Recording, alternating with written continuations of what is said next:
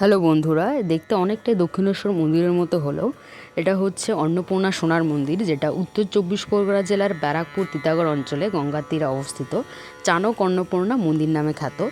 আর আজকে আমরা সেই ঐতিহাসিক দর্শনীয় স্থানে দর্শন করার জন্য পৌঁছে গেছিলাম। আর মন্দিরের সামনেই রয়েছে পেড পার্কিংয়ের ব্যবস্থা, যেখানে 4 হুইলার বা 2 হুইলার যারা নিয়ে আসবেন এখানটায় আপনারা ফ্রি পার্কিং দিয়ে মন্দিরের ভেতরে প্রবেশ করতে পারবেন। আর মন্দিরের যে মেন গেটটা রয়েছে সেই গেটের বাইরে এখানটায় দেখতে পাচ্ছেন, এখানে বাইরে জুতো রাখারও ব্যবস্থা রয়েছে, যেখানে জুতো রেখে ভেতরে প্রবেশ করা যাচ্ছে।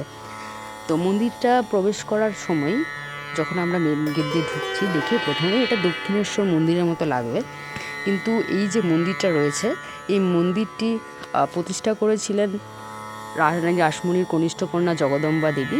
আর এই মন্দিরটি দক্ষিণেশ্বর কালীবাড়ির আদলে নির্মিত, যা দ্বিতীয় দক্ষিণেশ্বর বা মিনি দক্ষিণেশ্বর নামেও খ্যাত। এবং এটি একটি বঙ্গীয় নবরত্ন 9টি চূড়া বিশিষ্ট শৈলের মন্দির। আর মূল মন্দিরে দেবী অন্নপূর্ণা ও শিবের অষ্টধাতুর বিগ্রহ রয়েছে। আর যে অন্নপূর্ণা দেবীর মূর্তিটা রয়েছে সেটা সোনার মনে হয়। আর মন্দিরের ঠিক পাশেই রয়েছে, এখানে ভক্তরা বসতে পারবেন। আর এখানে বসে সত্যি একটা খুব ভালো আলাদা একটা ফিলিংস কাজ করে, কারণ মন্দিরের পরিবেশ এমনিতেই খুবই সুন্দর। আর মন্দিরের ঠিক দুপাশে তিনটে করে 6টা শিব মন্দির রয়েছে। প্রত্যেকটা শিব মন্দিরে আলাদা আলাদা করে নাম রয়েছে, এটা স্ক্রিনে দেখতে পাচ্ছেন আপনারা। আর এখানটায় হচ্ছে শ্রী রামকৃষ্ণ পরমহংসদেব যখন আসতেন এই বেলতলায় তিনি বসতেন।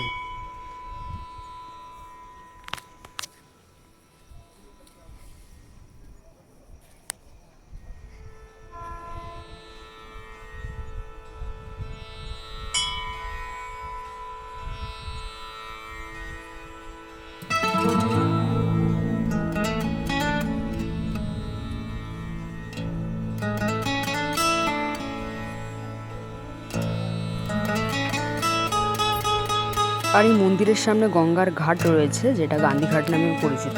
আর এখানে প্রতিদিন দেবী অন্নপূর্ণাকে মাছ ভোগ দেওয়া হয়, যেটা এই মন্দিরের বিশেষ একটা ঐতিহ্য।